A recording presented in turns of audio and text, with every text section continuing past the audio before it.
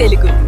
మే 27, 28, 29వ తారీఖున ఈ సంవత్సరం నిర్వహించే మహానాడు నెల్లూరు జిల్లాకి మహానాడు నిర్వహించే అవకాశం కల్పించినందుకు జాతీయ పార్టీ, రాష్ట్ర పార్టీ నాయకత్వానికి అంతా కూడా నెల్లూరు జిల్లా తరఫున ప్రత్యేకంగా వారికి ధన్యవాదాలు, కృతజ్ఞతలు తెలియజేసుకుంటున్నాం.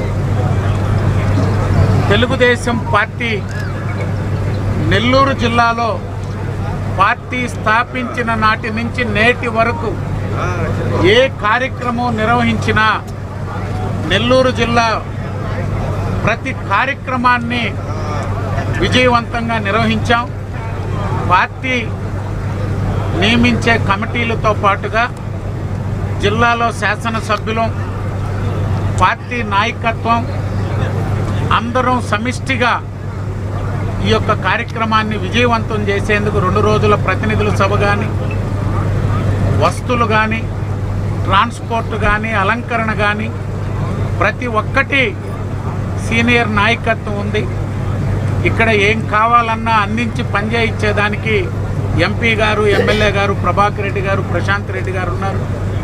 అనేక కార్యక్రమాలు మేమందరం పార్టీలో ప్రతి కార్యక్రమాన్ని కమిటీలు వేసుకొని పనిచేస్తున్నాం. మాకు ఎప్పుడూ సహకారం అందించేటువంటి మంత్రివర్యులు నారాయణ గారు, జిల్లాలో శాసనసభ్యులు, నాయకత్వం అంతా కూడా ఒక ప్రతిష్టగా తీసుకొని ఈ కార్యక్రమాన్ని నిర్వహించాలని ఇప్పటికే సమావేశాలు నిర్వహించుకొని 2-3 దఫాలు ఈ ప్రాంగణాన్ని పరిశీలించి అందరూ కూడా ఉత్సాహంగా ఉన్నారు. మహానాడు పెట్టినా తెలుగుదేశం పార్టీ ఈ జిల్లాలో తిరస్కరించబడుతుందనే విధంగా మాట్లాడారు ఆయన. కాకాని గోవర్ధన్ రెడ్డి గారు ఇదే జోస్యం 2024 జనవరి నుంచి జూన్ 11 దాకా చెప్పారు ఆయన.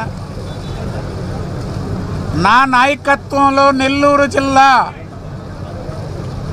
10కి 10 సీట్లు, కందుకూరుతో కలుపుకుంటే 11 సీట్లని ఆయన జోస్యం ఫలించింది, మొత్తం తుడిచిపెట్టుకోబోయింది. భవిష్యత్తులో కూడా వైఎస్ఆర్ కాంగ్రెస్ పార్టీ ఉమ్మడి నెల్లూరు జిల్లా 10 సీట్లు గతంలో, ఇప్పుడు 9 హాఫ్ కూడా ఉన్నాయి. గూడూరు, వెంకటగిరి, సర్వేపల్లి మొత్తం ఉంది. కందుకూరు పార్లమెంట్లో ఉంది. ఆయన ఉమ్మడి జిల్లా అధ్యక్షుడు, 11 నియోజకవర్గాలకి అధ్యక్షుడు కాబట్టి చెప్తున్నా, 11 నియోజకవర్గాల్లో వైఎస్ఆర్ కాంగ్రెస్ పార్టీ ఒక్క నియోజకవర్గం కూడా గెలిచే అవకాశం లేదని చెప్పి 29 ఎన్నికల్లో డీలిమిటేషన్ అయినా, డీలిమిటేషన్ కాకపోయినా 11 అయినా, 16 అయినా, 13 అయినా, 14 అయినా అన్ని స్థానాలు తెలుగుదేశం పార్టీ గెలుచుకుంటుంది. మీరు చూస్తున్నది time line Telugu digital network. సమాజం కోసం సరికొత్త ఆలోచన.